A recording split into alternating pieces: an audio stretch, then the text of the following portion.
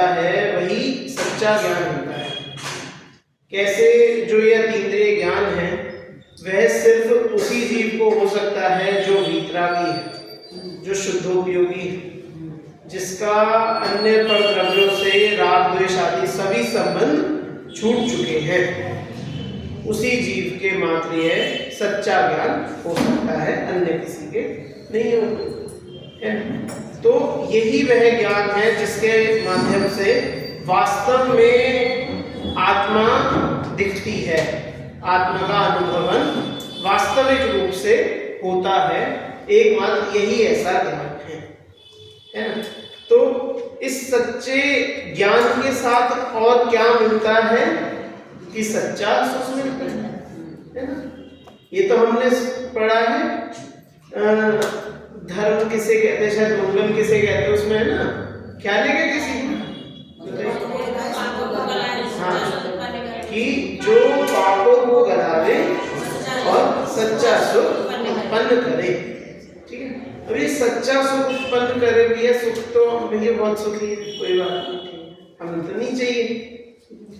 लेकिन बात ही ये है कि जो सुख है कभी हमने चखा ही नहीं, तो हमें कैसे पता कि ये भी होता है और ये हमें चाहिए, है ना। जैसे कोई विदेशी कोई मिठाई हो, है ना, कि हम लोगों ने तो खाई नहीं, हम आपसे मुझे खाओगे, तो आप बोलो भैया जरूरत नहीं, हमारे यहाँ बहुत है मिठाई, हमारे यहाँ अलग अलग तरह के रसगुल्ले, बर्फी, तरह तरह की सब चीजें सब होती हैं, हमें नहीं खाना आपका। अब हम बोले यार खा के तो देखो, अपना सब भूल जाओगे, ऐसे मिठाई लाए हम कि बिल्कुल वो वहां के देसी घी में बनती है और वहां ऐसे बनती है, ये तरह तरह की सब बातें। तो जिस चीज का हमने कभी स्वाद ही ना चखा हो तो उसकी लालसा कैसे लगेगी? समझ में क्या कहना चाहिए? सच्चा सुख ये पता ही चखेंगे तो पता कैसे लगे कि ये कुछ है और इसकी हमें आवश्यकता है ना। तो इसी की कुछ चर्चा हम गहराई से सुख अधिकार में करेंगे। पूरा जो सुख अधिकार है इसी बात पर टिका है या इसी बात को समझा रहा है कि सुख ये है और अपने को ये प्राप्त करना है। और सिर्फ ऐसे नहीं कि जबरदस्ती, जैसे छोटे बच्चे को दवाई खिलाते हैं मुंह खोल के और जबरदस्ती, ऐसे नहीं दे, पहले बच्चे को दिखाएंगे क्या हाँ नहीं प्राप्त तो होगा वो, पर उसकी लालसा कैसे लगेगी कि पहले दिखाएंगे कि देख हम भी खा रहे हैं, बच्चे वाले के देख तेरा भाई भी खा रहा है, तेरी बहन भी खा रही, तेरे पापा भी खा रहे, और सबको बहुत अच्छी लग रही है।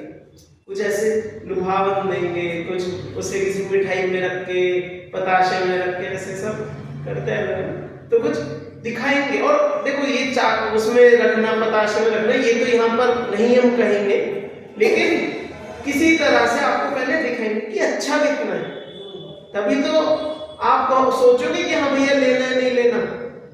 जैसे गाड़ी खरीदने जाते हैं, स्कूटी बाइक खरीदने जाता है, तरह तरह के स्कूटियां हैं, तरह तरह की गाड़ियां हैं, अब कौन सी ले कौन सी ना ले। हाँ तो पहले से ही देखना सोचना शुरू कर देते, कोई चलाते हुए जा रहा हो उनकी देखते कि देखो इनकी गाड़ी तो बहुत बढ़िया है, ये गाड़ी थोड़ी छोटी है, सब देखते हैं ना। फिर जब खरीदने जाते हैं वहाँ 100 सवाल वहाँ पूछेंगे, फिर दूसरी कंपनी में जाएंगे वहाँ ये पूछेंगे ये देखेंगे कि भैया यहाँ तो महंगी है वहाँ सस्ती है, खूब उसमें अपना बिल्कुल घड़े में सर दे देना। एक गाड़ी लेने बिल्कुल ऐसा उसमें हम घुस जाएंगे और फिर जो भी पसंद कर आके जो भी लाए फिर खूब खुश हो, मैं तो ऐसी ले आया ऐसी ले।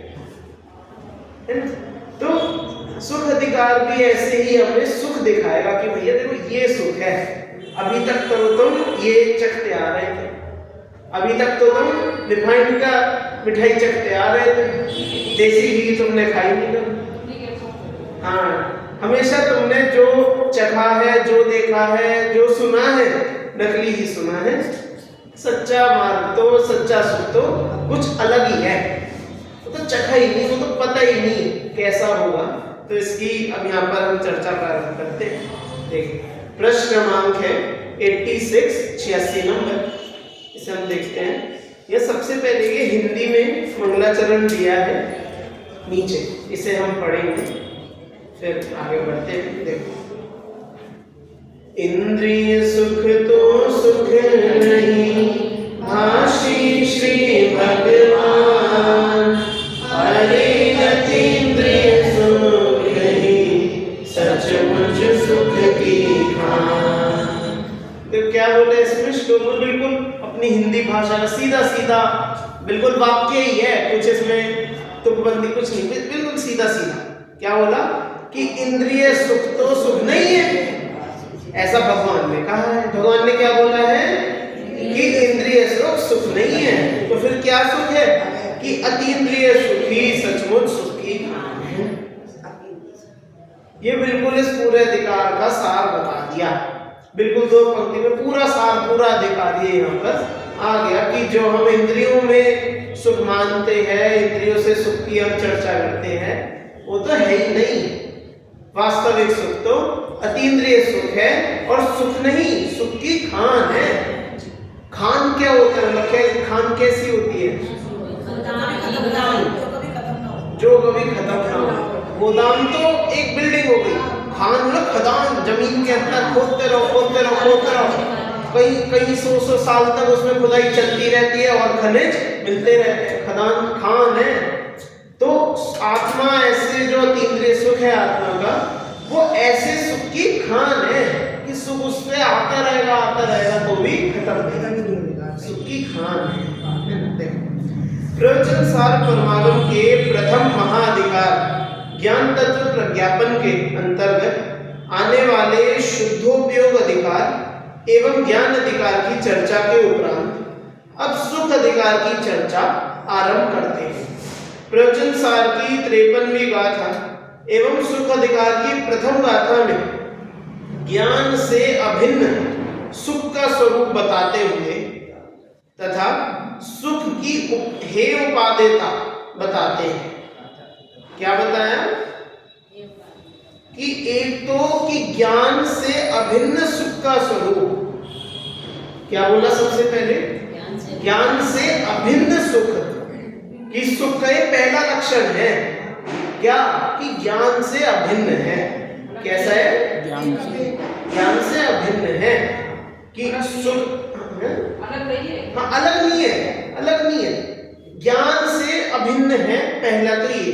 और फिर दूसरा कि कैसा कैसा सुख होता है, और उन अलग अलग सुखों में कौन सा हेय है और कौन सा उपादेय है, ये इस पहली गाथा में चर्चा आएगी। इस हम गाथा और पद्यानुवाद को एक बार पढ़ते हैं। देखिए अध्ययम उत्तम उत्तम अदिन्द्रियम इंद्रियम च अर्थेषु प्राणं च तः सुखं जमतेषु परं च तं नेयम् मूर्ते और अमूर्त इंद्रिय अरे अतीन्द्रिय ज्ञान सुख, इनमें अमूर्त अतीन्द्रिय ज्ञान सुख उपादेय है। देखो इसमें क्या क्या बताया है, 4 बातें यहाँ पर कही है, मूर्त और अमूर्त, इसके अलावा इंद्रिय और अतीन्द्रिय, और ठीक है ये 4 बातें किसके लिए, ज्ञान और सुख के लिए, है ना। तो 4 की दूनी 8 बात हो गई, आप 4 ही वैसे समझना। सबसे पहले कह रहे हैं कि मूर्त और अमूर्त इंद्रिय, ठीक है, मूर्त और अमूर्त इंद्रिय और अतीन्द्रिय, मतलब मूर्त अमूर्त इंद्रिय अतीन्द्रिय, 4 बातें ऐसे कि ज्ञान और सुख कैसे कैसे होते हैं, एक तो मूर्त होते हैं, एक अमूर्त होते हैं। ऐसे ही एक इंद्रिय ज्ञान और सुख होते हैं और अतीन्द्रिय ज्ञान और सुख होते हैं। तो इनमें अमूर्त अतीन्द्रिय ज्ञान सुख उपादेय है। हो गया, ये गाथा का अर्थ है। सीधा सीधा इसमें क्या होगा कि भैया ये चार तरह की चीजें हो गई, ज्ञान भी चार तरीके का और सुख भी चार तरीके का। कौन कौन सा? कि मूर्त, अमूर्त, इंद्रिय और अतीन्द्रिय। ठीक है, इनमें से अमूर्त और अतीन्द्रिय ज्ञान और सुख, मतलब 8 में से 4 अंश पकड़े, अमूर्त और अतीन्द्रिय ज्ञान और अमूर्त और अतीन्द्रिय सुख। ये क्या है? उपाधि। ठीक है, बस इतना सा इस गाथा में आदेश किया है, उपदेश दिया कि सब तरह का ज्ञान होता है, हर तरह का सुख होता है, उनमें से अमूर्त ज्ञान और अतीन्द्रिय ज्ञान, अमूर्त सुख और अतीन्द्रिय सुख, ये चारों उपाधि है। इतना यहाँ पर क्या है? देखो, पदार्थों में प्रवृत्त ज्ञान अमूर्त व मूर्त तथा अतीन्द्रिय व इंद्रिय होता है। क्या बोला? कि जो ज्ञान पदार्थों को जानता है, मतलब ज्ञान की तरफ से बात कर रहे हैं यहाँ पे कि जो ज्ञान है, ज्ञान क्या करता है? ज्ञान का क्या काम है? जानना काम है। ठीक है, तो ज्ञान जो है वो एक तो अमूर्त रूप से जानता है, एक मूर्त रूप से जानता है तथा अतीन्द्रिय रूप से जानता है तथा इंद्रिय रूप से जानता है। मतलब इंद्रियों से जानेगा, अतीन्द्रिय से जानेगा, अमूर्त रूप से जानेगा, मूर्त रूप से जानेगा। इसी प्रकार सुख भी अमूर्त मूर्त और अतीन्द्रिय इंद्रिय होता है। इनमें जो प्रधान है, प्रधान मतलब जो पहले वाले हैं, पहले वाले कौन से हैं? कि अमूर्त और अतीन्द्रिय। पहले वाले मतलब जो गाथा में पहले बोले हुए, तो गाथा में पहले बोला था अमूर्त को और अतीन्द्रिय को। तो ये क्या है? दोनों उपादेय है। ये दोनों ज्ञान और ये दोनों सुख कैसे हैं? उपादेय। ठीक है, उक्त गाथा का भाव तत्व प्रदीपिका टीका में आचार्य अमृतचंद इस प्रकार स्पष्ट करते हैं। एक प्रकार के ज्ञान व सुख मूर्त व इंद्रियज होते हैं। क्या बोला? एक प्रकार के ज्ञान और सुख, मतलब ज्ञान और सुख को साथ में बात करेंगे कि एक ज्ञान और सुख लिया हमारा छद्मस्त जीवों का, संसारी जीवों का, हमारा ज्ञान और सुख कैसा है? कि मूर्त और इंद्रियज है। कैसा है? मूर्त और इंद्रियज है। ठीक है, और दूसरे प्रकार के ज्ञान व सुख अमूर्त व अतीन्द्रिय है। कैसे हैं? मतलब केवली भगवान के, उनके ज्ञान और सुख कैसे हैं? कि अमूर्त है और अतीन्द्रिय। इनमें अमूर्त व अतीन्द्रिय ज्ञान व सुख प्रधान होने से उपाधि है कि भैया जो इनमें अमूर्त वाले हैं, अतीन्द्रिय वाले जो ज्ञान है, सुख है, कि वे उपाधेय होते हैं। अब देखो, अब कारण बता रहे हैं कि आपने तो बोल दिया कि हम क्यों माने, है ना भैया? आचार्य कुंद तो कह गए कि अतीन्द्रिय ज्ञान और सुख उपाधेय है, कह गए, अच्छी बात है, लेकिन हम कैसे माने? तो इसलिए आचार्य अमृतचंद इसे खोलकर स्पष्ट करेंगे कि इस कारण से ये उपाधेय है और इस कारण से जो मूर्त और इंद्रिय ज्ञान सुख है वे है। ठीक है, इनमें पहले मतलब अब जो टीका में पहले इंद्रिय ज्ञान से बात शुरू की ना, तो इनमें जो पहले जो इंद्रिय जन्य ज्ञान व सुख है वे क्षयोपशमिक उपयोग शक्तियों से है। क्या बोला? क्षयोपशमिक उपयोग शक्ति। समझ में आया किसी को? क्या क्या बोला?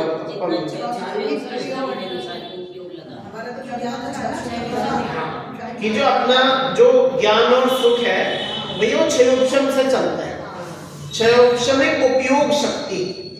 ठीक है, इसका मतलब इतना सही है कि जितना क्षयोपशम होगा अपने ज्ञान का, जितना क्षयोपशम होगा उतना ज्ञान होगा, और जितना सुख का क्षयोपशम होगा। अब ये सुख का कैसे क्षयोपशम होता है? किसी को पता है? नहीं, सुख का कौन सा कर्म होता है?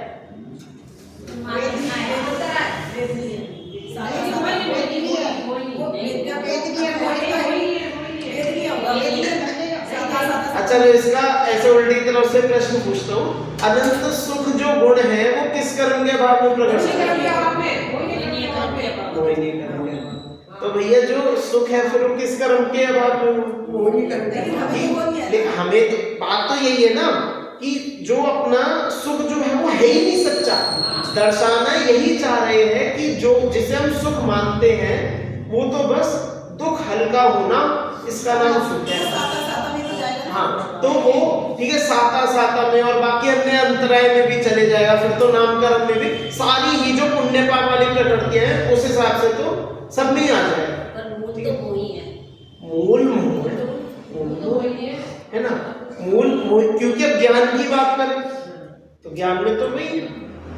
तो चलो देखो अब जो है कह रहे हैं कि क्षयोक्षमिक उपयोग शक्तियों में कि जो ज्ञान और सुख है कैसे कैसे होता है कि जितना जितना अपना कर्मों का क्षयोक्षम होता जाता है, क्षयोक्षमिक उपयोग शक्तियों से उस प्रकार की मूर्त इंद्रियों द्वारा, क्या बोला, उस प्रकार की मूर्त इंद्रियों द्वारा उत्पन्न होते हुए पराधीन होने से, कि सबसे पहले तो ये बताया कि जो ज्ञान है और जो सुख है कि सुख हमारा कैसा इंद्रिय जन्य इंद्रियों से होता है, तो इंद्रियों का जितना ज्ञान का उगाड़ होगा उतने हमारे भोग की शक्ति होगी, है ना। अब इसलिए ही आप कर्मों से सोचे ना, तो सिर्फ वेदनीय या सिर्फ मोहिनी ना कहकर सारे पुण्य पाप वाले सारे कर्म में कहने पड़ेंगे कि क्योंकि इंद्रियों का सबका क्षयोक्षम चाहिए, हमारा दान लाभ भोग इनका अंतराय का क्षयोक्षम चाहिए, है ना। तो ऐसे सब तरह के सब क्षयोक्षम हो तब इंद्रियों से हमें कुछ सुख का आभास होता है, ठीक है। तो यहाँ यही कह रहे हैं कि जितना जितना क्षयोक्षम होगा तो उस प्रकार के मूर्त इंद्रियों द्वारा वह ज्ञान और सुख उत्पन्न होता है, ठीक है। कि ज्ञान का जितना क्षयोक्षम होगा उतना ज्ञान हो जाएगा और सुख संबंधित जितना भी इंद्रियों का जो भी क्षयोक्षम होगा उतना सुख हो जाएगा। तो ऐसा इंद्रियों द्वारा उत्पन्न होते हुए पराधीन होने से, कि अब ये ज्ञान और सुख कहां से आया, कि इंद्रियों के माध्यम से, परद्रव्य के माध्यम से, समझ में, कि हमारी परिणति अभी वो बाहर वाली है, पर इंद्रिय वाली है, अपनी इंद्रियों से ही हम ज्ञान कर रहे हैं, इंद्रियों से ही हम परद्रव्य में सुख ढूंढ रहे हैं, क्योंकि इंद्रियां तो पर के अलावा जान नहीं सकती, है ना। इंद्रियां ऐसी वो हमारी ज्ञान की क्षति है कि वे सिर्फ पर को ही जान सकती है, इंद्रियां अन्य स्व को नहीं जान सकती। तो इसलिए बोला कि ऐसे इन इंद्रियों द्वारा उत्पन्न होते हुए पराधीन होने से, कि भैया वे ज्ञान और सुख पराधीन है। अब पराधीन होने से कादाचित मतलब कदाचित का वो प्रत्यय लगा दिया कदाचित में। कदाचित मतलब क्या होता है, कभी कभी।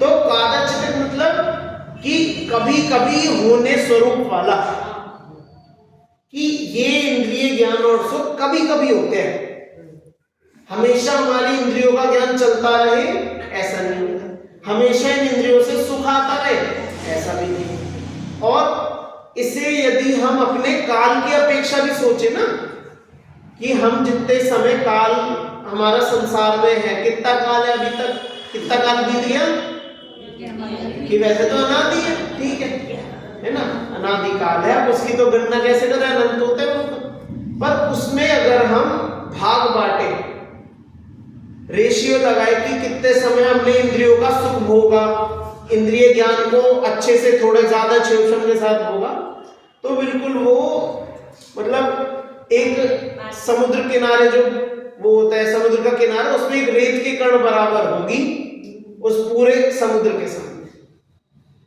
क्यों? क्योंकि अनंत काल तो निबोध में भी काल अनंत निबोध हो जाए, बीते एक इंद्रिय तक, वहां तो अपनी सुध नहीं, क्या जान रहे उसकी सुध नहीं, बस कुछ कहते हैं उतना जानने की, वो भी क्या ही जानना, वहां पर ऐसी भी अनुभूति नहीं हो पाती है ढंग से कि हम दुखी हो रहे हैं, दुखी होते रहते पता भी नहीं लगता, मतलब उसकी अनुभूति भी नहीं हो पाती दुखी होते।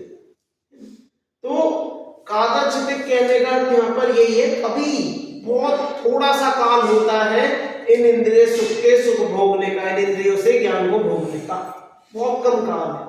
और उस काल में भी अब देखो, बहुत इतने बड़े काल में इतना सा काल हमें अलग अलग पर्याय मिल गई, ठीक है। और उसमें भी कि क्रमशः प्रवृत्त होने वाला, कि एक एक करके होता है। एक एक करके मतलब कि पहले हम एक को जानेंगे, फिर दूसरे को, तीसरे को, चौथे को, क्रम से जानते हैं, युगपत नहीं जान सकते।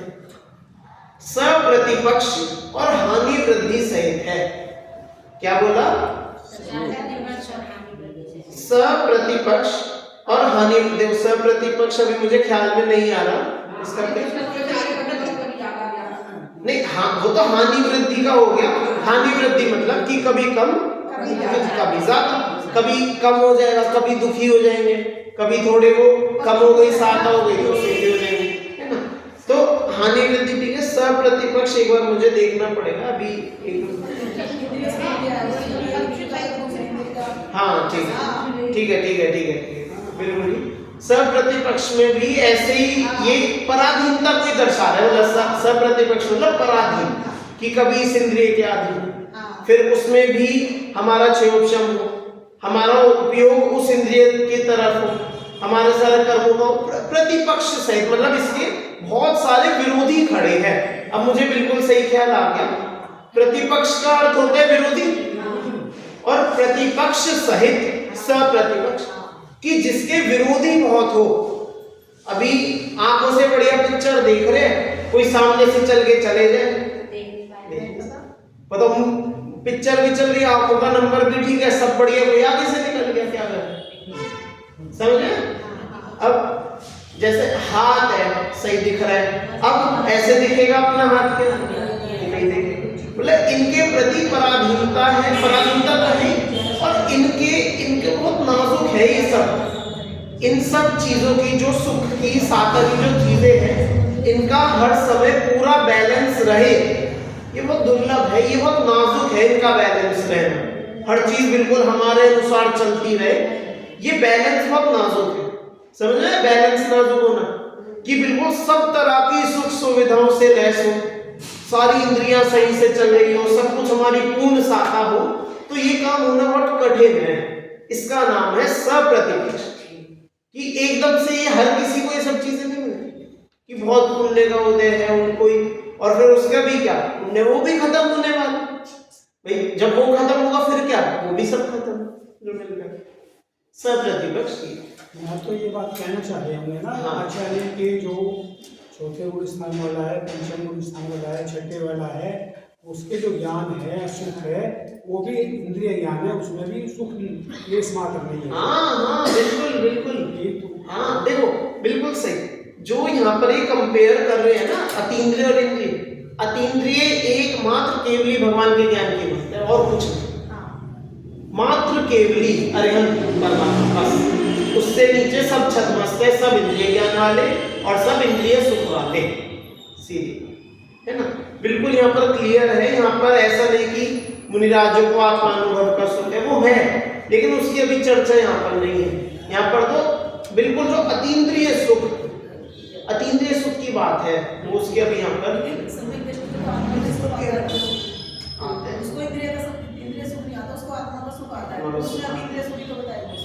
अब बात आपकी, सवाल आपका बिल्कुल सही है और बात भी आपकी बिल्कुल सही है कि सम्यक दृष्टि जीव के जो सुख होता है वो हाँ आत्मिक सुख है।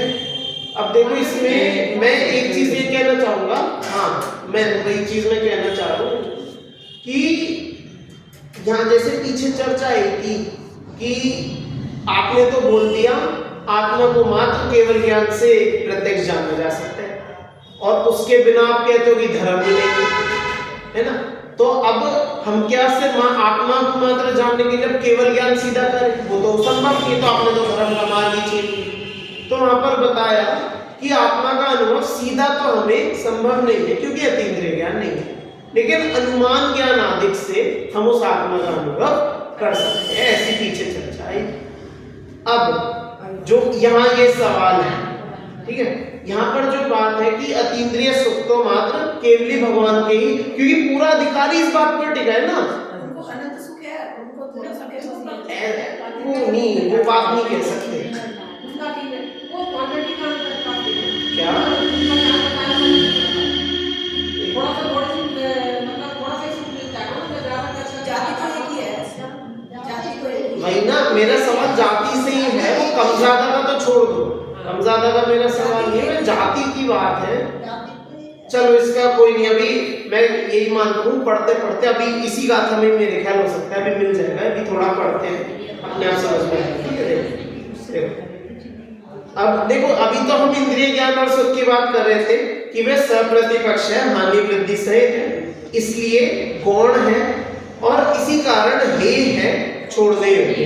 अब देखो बताओ, चलो इसका एक उत्तर थोड़ा सा ख्याल में आया है, जैसे केवल ज्ञानी को केवल ज्ञानी कहा, लेकिन उसके साथ जो श्रुत केवली है उनको भी तो केवली कहा था, कहा था कि नहीं? क्लियर, बिल्कुल हमने पढ़ा था सबने कि श्रुत केवली भी एक जो उनका जो श्रुत शब्द है वो तो उपाधि तो है, बस उसे हटा दो, फिर क्या बचा?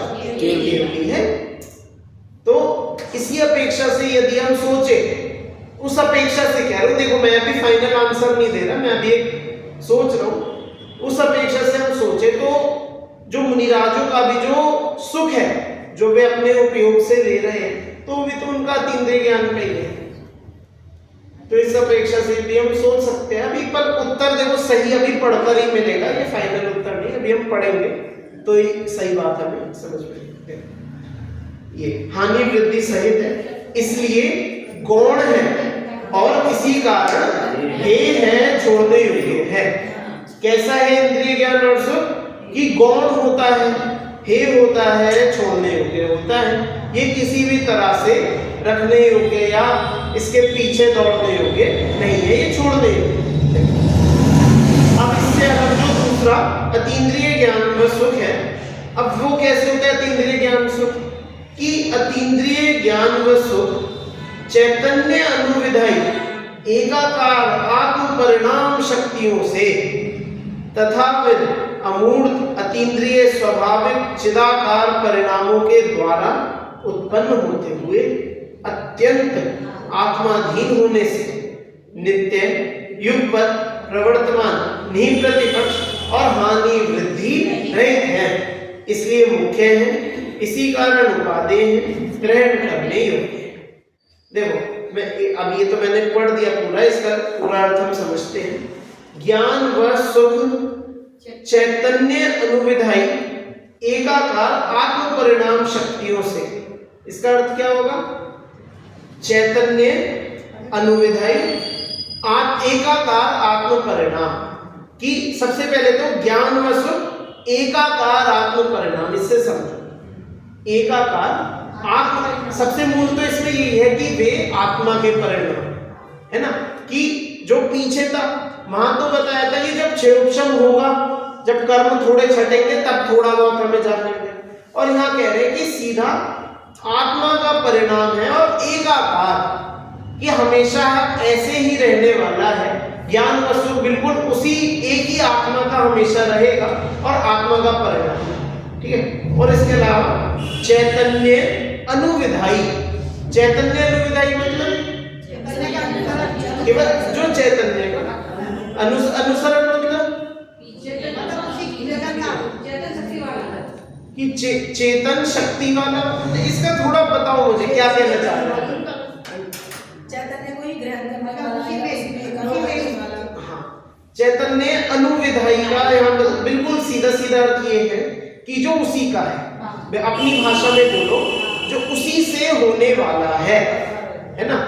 चैतन्य का अनुविधान, अनुविधाई, जो उसी का अनुसरण करता हुआ हो, उसी रूप होता हुआ, उसी परिणाम से होता हुआ, जो हमने पीछे सब पढ़े कि उसको ही ग्रहण करे, उसी रूप परिणमे,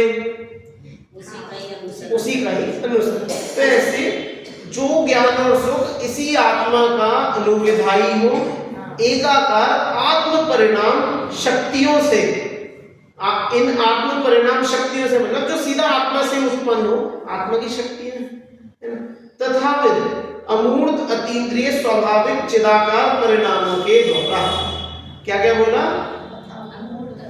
अमूर्त अतीन्द्रिय स्वाभाविक चिदाकार परिणामों के द्वारा। सबसे पहले तो बोला अमूर्त है, अमूर्त मतलब कि बिना किसी आकार के, बिना रूप के, है ना, निराकार, बिना किसी रूप का हो, ठीक है। अमूर्त अतीन्द्रिय कि इंद्रियों से जो पकड़ में ना आवे। अतीन्द्रिय मतलब जिसकी इंद्रियां ऐसे नहीं, अतीन्द्रिय मतलब जो इंद्रियों से समझ में ना आवे, इंद्रियों से जो पकड़ में ना आवे उसे अतीन्द्रिय। आत्मा से पकड़ लिया। हाँ, कि जो सीधा अपने स्वभाव से जो समझ में आवे, जो इंद्रियों के द्वारा ग्राह्य ना हो उसे अतीन्द्रिय। ठीक, अतीन्द्रिय स्वाभाविक चिदाकार परिणामों के द्वारा। चिदाकार चैतन्य के आकार वाला है ना, स्वाभाविक चिदाकार परिणामों के द्वारा उत्पन्न होते हुए, कि जो इन सब परिणामों से कि आत्मा के सीधे मतलब इन सब का शॉर्ट में उत्तर इतना सा है कि आत्मा से उत्पन्न होता हुआ, आत्मा में उत्पन्न होता हुआ, आत्मा के लिए उत्पन्न होता हुआ, ऐसे ही ये समझ में आएगा अपनी भाषा में कि अंत में बात यह है कि जो अन्य किसी से समझ में ना आवे, मात्र जो आत्मा से ही उत्पन्न हो, इस तरह का जो ज्ञान और सुख आत्मा के द्वारा जो उत्पन्न होता है, होते हुए अत्यंत आत्माधीन होने से। ये क्या बोला? अत्यंत आत्माधीन। आत्माधीन मतलब कि जो आत्मा के अधीन है, जो आत्मा पर ही निर्भर करे। भाई अपना ज्ञान और सुख कहाँ मिलेगा? अपने आत्मा में मिलेगा। तो आत्मा के जो अधीन और अत्यंत, अत्यंत मतलब कि जो किसी भी हाल में और कहीं होना संभव ही नहीं है, कि जो हर हाल में यहीं से मिलेगा और यहां से मिलता ही मिलता रहेगा, बिल्कुल नियम है। इसे कहते हैं अत्यंत आत्माधीन। समझ में आया? अत्यंत आत्माधीन क्या बोला? तो ऐसा ही है, अत्यंत आत्माधीन होने से नित्य, युगपत प्रवर्तमान, नियम प्रतिपक्ष और हानि वृद्धि रहे। जो मतलब ऊपर बोले थे उसके बिल्कुल ऊपर क्या बोला था? कदाचित मतलब कभी कभी, और नीचे क्या बोला उसका उल्टा? नित्य। ठीक है, उसके साथ क्रमशः प्रवृत्त होने वाला ऊपर बोला था, यहाँ क्या बोला? युगपत। युगपत मतलब कि सभी पदार्थों को साथ में जाने, सारा सुख एक साथ हो जाए, युगपत। निहित प्रतिपक्ष कि जब, हाँ वहां पर सब प्रतिपक्ष बोला था, यहाँ पर निहित प्रतिपक्ष मतलब कि जब प्रकट हो जाता है उसके बाद इसे रोकने वाला नहीं है इस जगत में। जब अतीन्द्रिय ज्ञान और अतीन्द्रिय सुख प्रकट हो जाए उसके बाद बताओ कौन सी ताकत है इस दुनिया में जो उसे रोक सके? स्वयं जिनके प्रकट हुआ है उनके पास भी उसे रोकने की शक्ति नहीं है। ये ऐसा सुख है कि इसका कोई प्रतिपक्षी, कोई इसका प्रतिपक्षी दल वाला, कोई इसका विरोधी है ही नहीं। क्यों नहीं है? क्योंकि हो ही नहीं सकता। ये ऐसा निहित प्रतिपक्ष है, किसी भी प्रतिपक्ष से रहित, किसी भी दुश्मन से रहित है, ऐसा निहित प्रतिपक्ष और हानि वृद्धि रहित। हानि वृद्धि रहित मतलब कि जिस समय प्रकट होता है उस समय जितना, अब कितना होता है वो तो देखो अनंत होता है, वो तो अनंत ज्ञान है, अनंत सुख अनंत है, लेकिन वो तो अनंत भी हो, जितना भी है हमें, हमारे लिए वो अनंत है। भगवान को तो पता है ना कि हम इतना अनंत है, तो जितना है तो आगे आने वाले हमेशा अनंत काल के लिए उतना ही रहेगा, ना तो कभी कम होगा और ना ही ज्यादा। भाई कम नहीं होगा तो ज्यादा का भी सवाल ही। तो जितना प्रकट होता है उतने का उतना ही हमेशा रहता है, ना तो कभी घटता है और ना कभी बढ़ता है। अब इसमें आप प्रश्न कोई करे कि भैया अगर मतलब बढ़ने की जगह होगी ना तभी तो कह रहे बढ़ेगा नहीं, तो बढ़ने की गुंजाइश होती होगी, जितना है उसका प्रकट हो गया।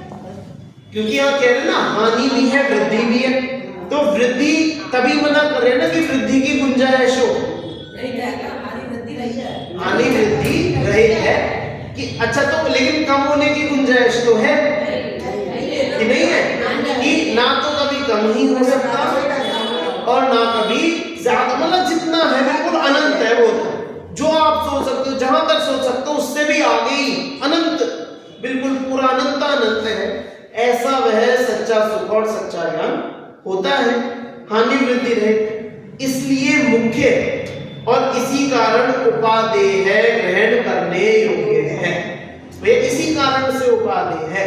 अब तुम्हें चाइना का माल लेना हो, जो 5 बार इस्तेमाल में ना टूट जाए, उसमें से रंग भी निकले, डैमेज भी हो, आपको इस्तेमाल करके आपके हाथ में खुजली हो जाए, कुछ क्या हो जाए, ऐसा माल चाहिए?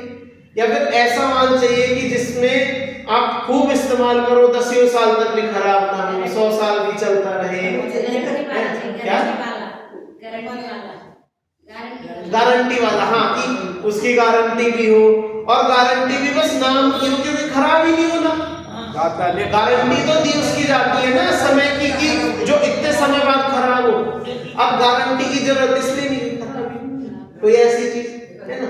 अब आपको कैसा हल्का माल चाहिए कि बढ़िया चाहिए, आप बता दो, है ना। अब इसमें भी बात यह है कि हम तो अनादिकाल से हल्के वाला भोगते आ रहे हैं। आप तो यही है ना, वो हल्का थोड़ा थोड़ा कभी किसी पर्याय में मिलता है ज्ञान, सब उसे भोग लिया। अब तो ज्यादा वाला चाहिए, अब तो बट अच्छा चाहिए ना अपने को, तो इन्होंने इसलिए दोनों सामने रख दिए, भाई देखो ये 2 माल है, आपको ये भी मिल जाएगा, आपको ये भी मिल जाएगा, आप बता दो क्या लेना है। अब हमारे हाथ में है कि ये लेना हो, ये ले बोले। इन्होंने ये भी बता दिया भाई ये बेकार है, देखो सोच के लेना, ये बहुत खराब है, बहुत बेकार है, इसमें ये कमी है, ये कमी, ये कमी, ये कमी, ये बात।